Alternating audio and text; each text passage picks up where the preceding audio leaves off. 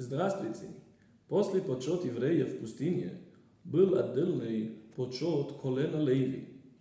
В хасидизме объясняется, что через 40 лет, во время которых евреи находились в пустыне, они пускали туда божественность. И центральное место в этом занимало колено Леви, которые несли переносной храм и превратили пустыню в землю, где можно жить. Поэтому их считали отдельно, чтобы они не только устранили негативное влияние пустыни, но ее и сделали святой. Рамбам говорит, что тот, кто хочет, может стать подобным колену Леви. Еврей смотрит вокруг и понимает, что он находится в духовной пустыне. Он может подумать, что он не сможет исполнить волю Всевышнего.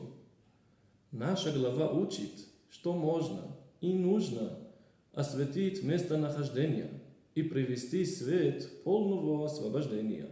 Шаббат шалом и Машиах сейчас.